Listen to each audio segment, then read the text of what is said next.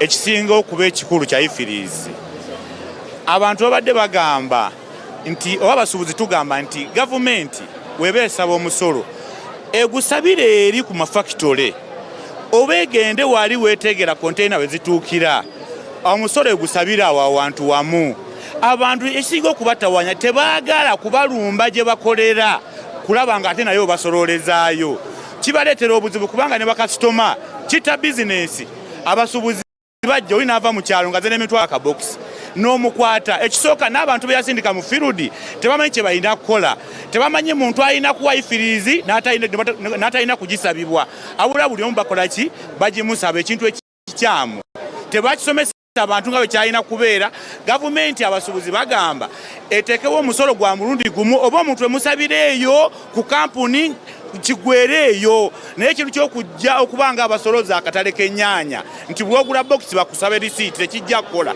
bakyuseemu ekintu ekyo gavumenti kituufu yeetaaga ssente naye waliwo ebintu ebimu byalina okugyamu ssente essente ze yasonyiwa abagwira abainvesita senga essente ezo ezizaawo buli investor ajja n'emusaba ssente zeyina okumusaba abantu gwanga lalitambudde naye abantu abamu yabasonyiwa omusolo ng'abainvesita ekikyamu ennyo kubanga tekikitawanya ssente waliwo ebintu ebimu bisaana okugjako omusolo ate n'ebiwera buwezi yawera amayirungi osanga yali badde engeri gyenonya ssente yali gambye abamayirungi kambateeko omusolo basigale mu bizinesi newera enjaga yeetaaga ssente yalikoze ebyo ebintu webityo okulanga efuna ssente ezitambuza eggwanga netaleega buleeza ate ku muntu asuubula ate okulanga amujja mu bizinesi mwebale tuweereza kale sebo tweyanziza nnyo obubaka obwo. All right, we are still getting to observe what the traders are going through and what they're experiencing. We are just having a tour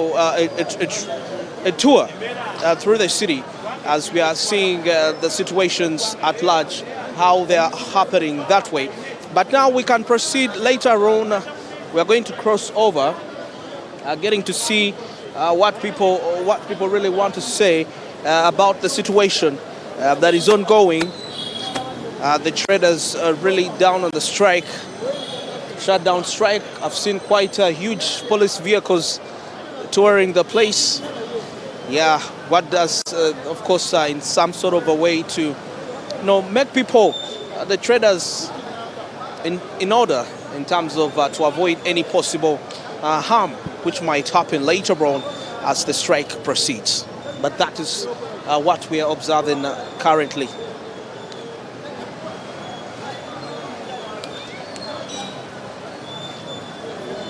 That is the situation. That is the situation down here.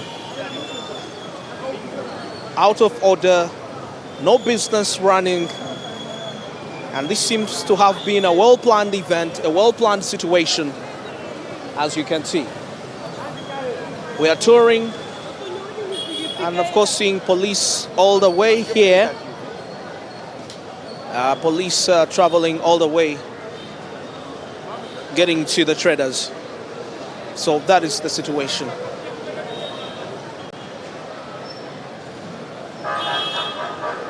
Ifris, like one of the traders has mentioned, is one of the key issues that are causing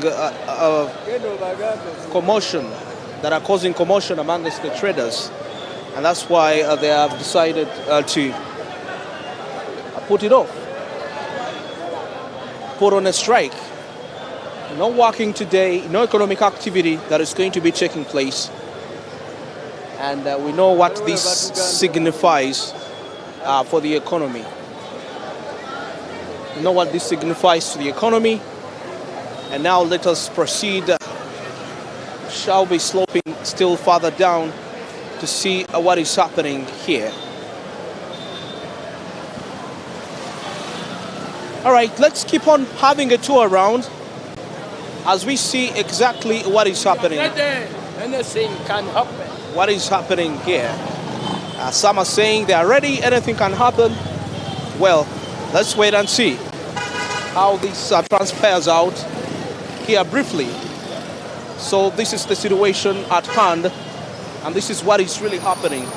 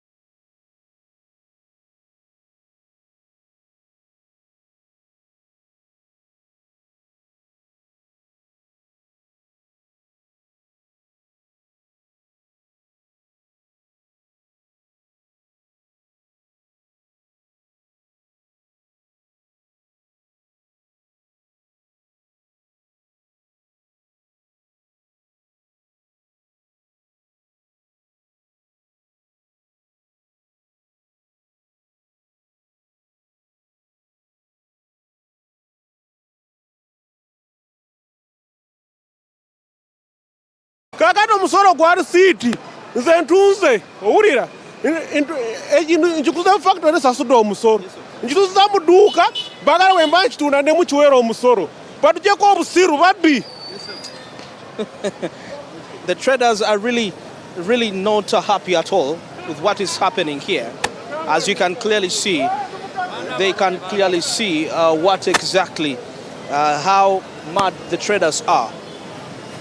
So all across, the day is already messed up. The day is already messed up by what is happening right here. And of course, heading straight to the junction here still shows you clearly what the situation is like, what is happening down here. Well, many trucks heavy all over the place, the police trucks, and of course trying to put the citizens, the traders, back in line, not to cause any further strikes which might cause harm later on, like what happened earlier. You saw when they were trying to ban a few tares there. So we are proceeding down, but of course as you proceed further here, you can see clearly that there is some people are operating down here as compared to what others are doing. So some have decided to keep in operation. I don't know why, but we shall find out later. Quite so many people, it's very populated here. Sometimes the movement is not really as straight as it ought to be. Definitely try to find a way out how best we can deliver. And down here, it seems to be business as usual. As you can see, people seem to be trading normally, unlike way up there with some few grievances. But what is causing this to happen? That's the ultimate question. Some people thought probably when this happens, it should be a uniform sort of a strike. But in some other areas, they seem to be in absolute operation as compared to what is happening. So, out there, but at least we can say about 30 to 35% of the traders have actually shut down today, and they are willing not to work at any particular point, regardless. And you know, when they mentioned something about COVID-19, teaching them a lesson in regards to what was happening, well, it seems to be that they are well committed and they are willing to do whatever it takes to ensure that they operate effectively. Well, now same applies to this. We are heading into the Chikobo Street. As you can see clearly, some of the shops have actually shut down. Some of them, you can see some of the merchandise has been held here. They are not in absolute operation. I don't know whether they are also following exactly. Some seem to be working, some seem to be not working. So we are making a trip all throughout here, getting to observe the situation downtown, seeing what is happening, why other traders are choosing to work and others are not working. Let's take a look here at what some of these have to say. Mujebaleko. Mukama mutya. Tewali bigambo byaweddewo dda kuba emirimu tetukyayina. Yes, sir. Olw'embeera gy'olabako egenda mu maaso mu kikuubo wano eno. Gereza kwekalakaasa, emirimu gyaffe gisibiddwa, efuuse ifurizi. Efuuse firiigi. Kimalo kyembuuza, abantu abasuubuzi beena abamu ate nga bo bakola, nga mbadde manyi kino ekintu mwadde mwakiteesezza nga group, abalala nga bakola. Abantu basobola okukeera ne bo nga bo ne bajja ne baggulawo.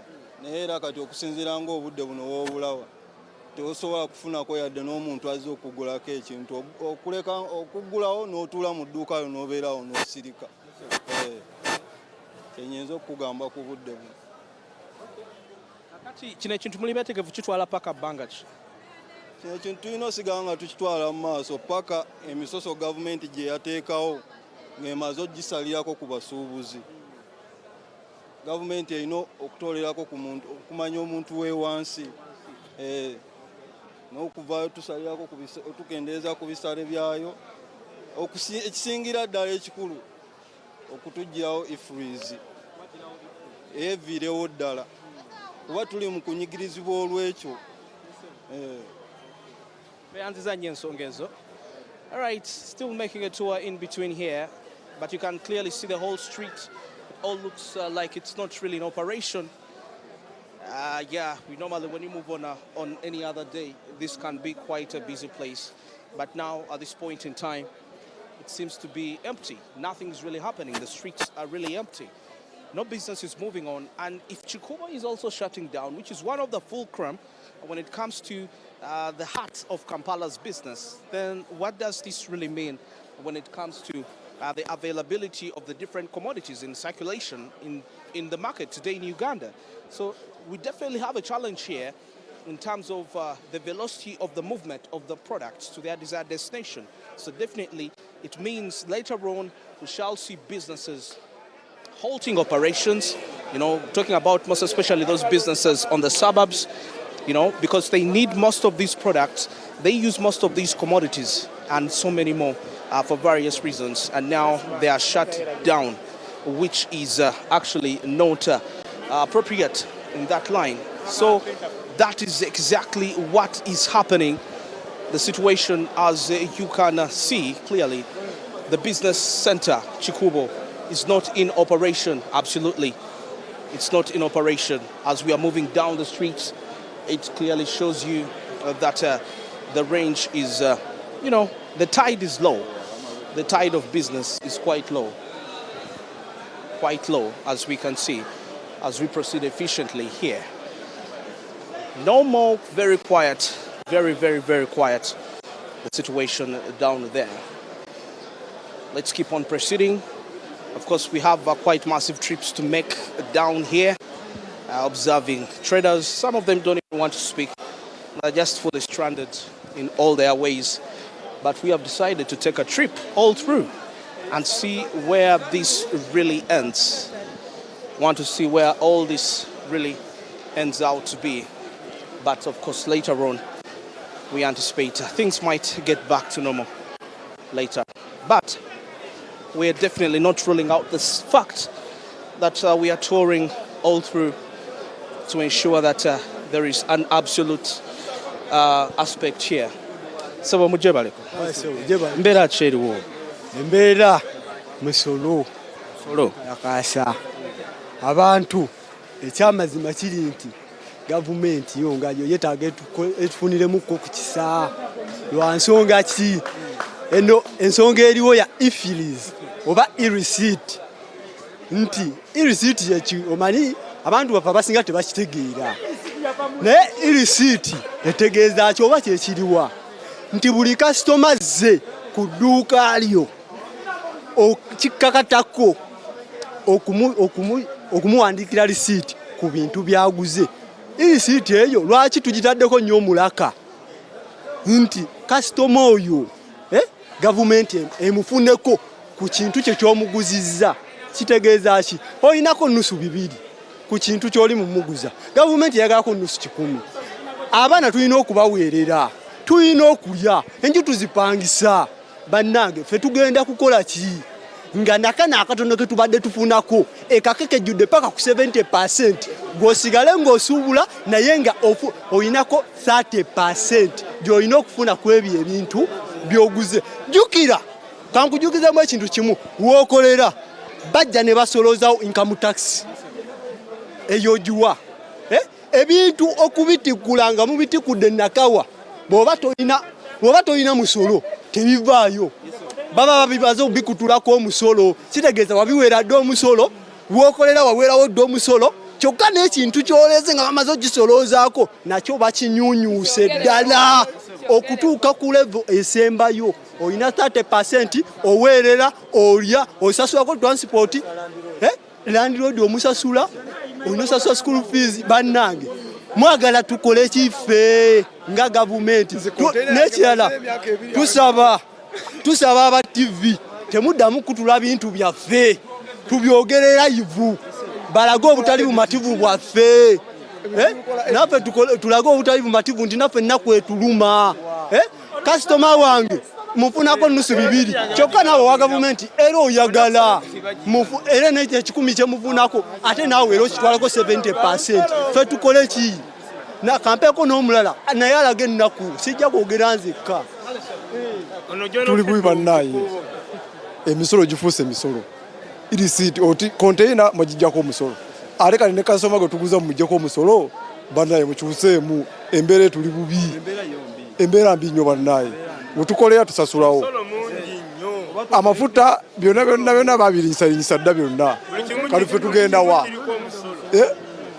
tugende wa batunyize paka kuwulya bubi tuwulya bubi kati esawa zino batunyize mbadde mbuuza nti kino muli betegefu kukipanga like okitwala mu maaso okumala nga bbanga ki ekyobutaggulawo ndowooza nga wiiki emu okuggyako nga biteredde ate ndaba wali abali bo bakola bo tebali part of the bonna bali paati yaffe naye tugenda bayisaamu eggaali bayisaamu eggaali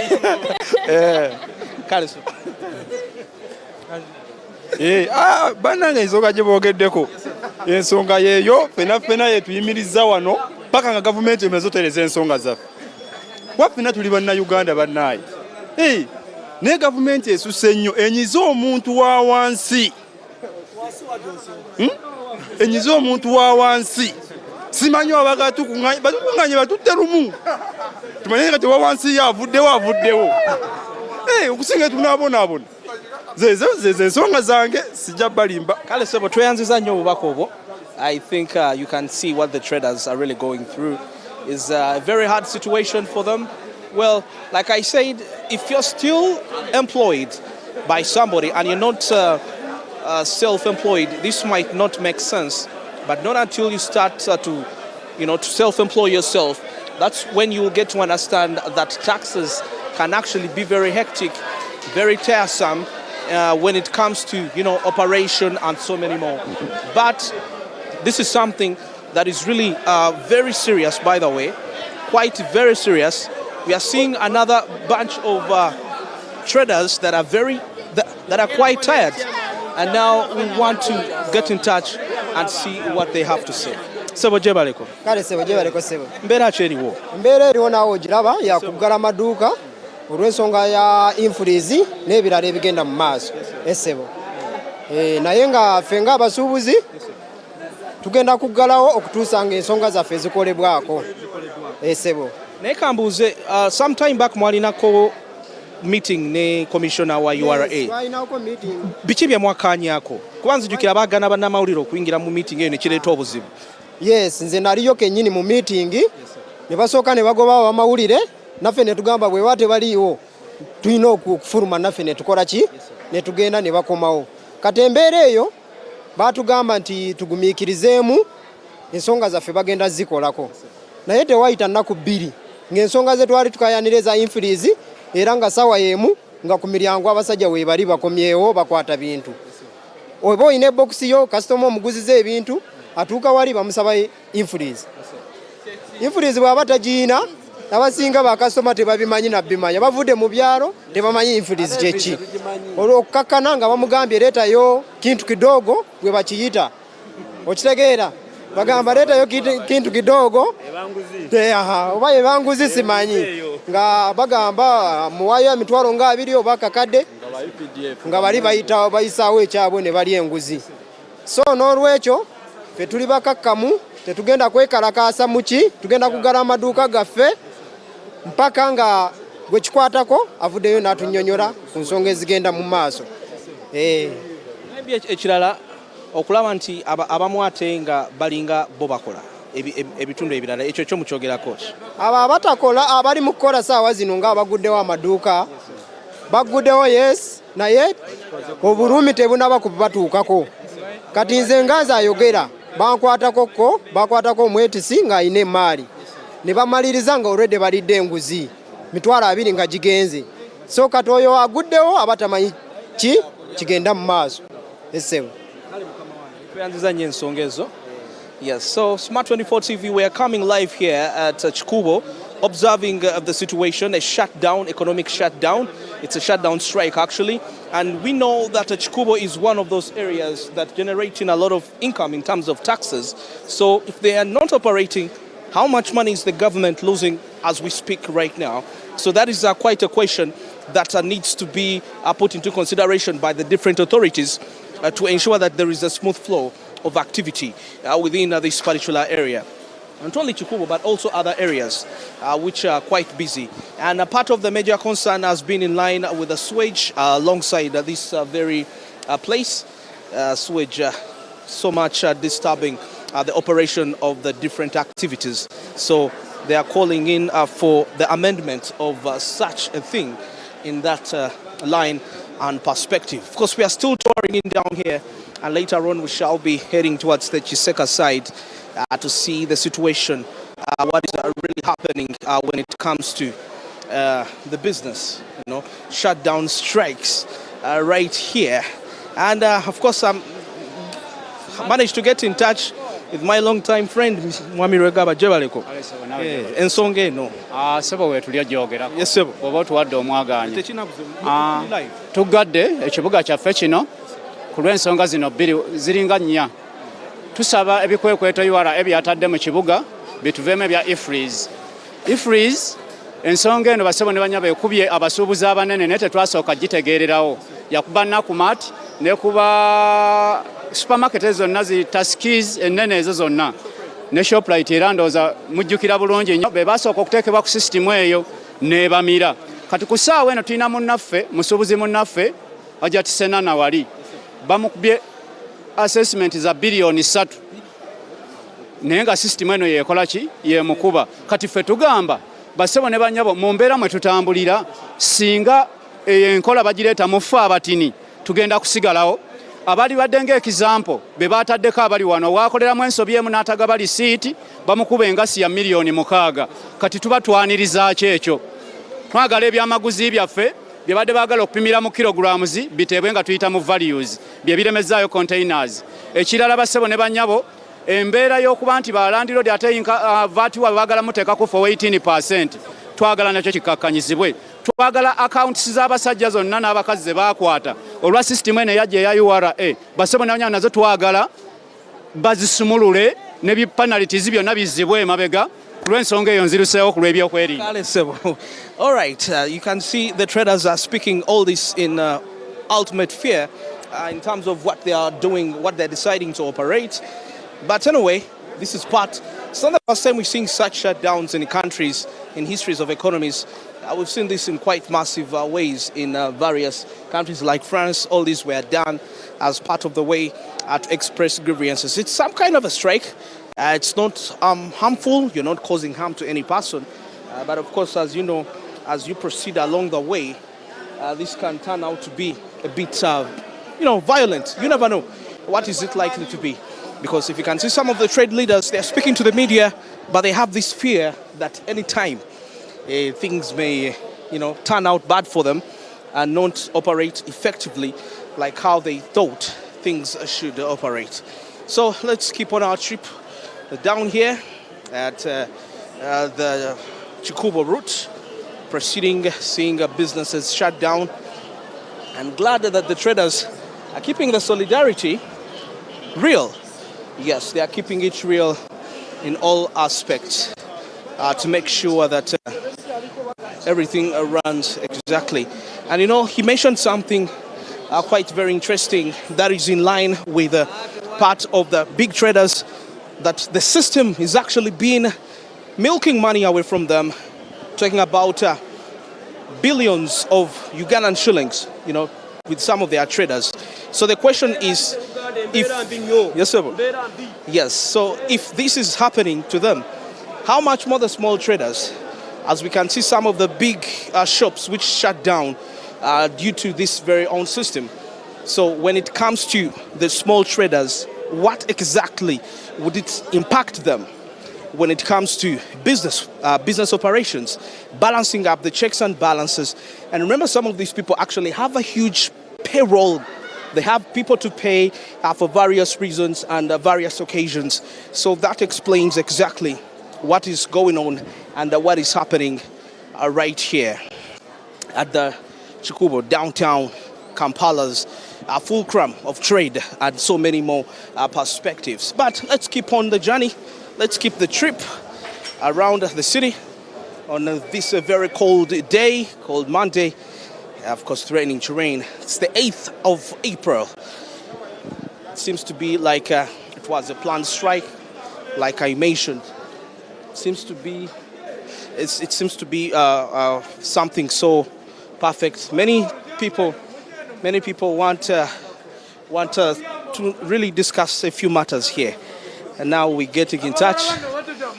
Yes, mujebaleko. Yes, sir.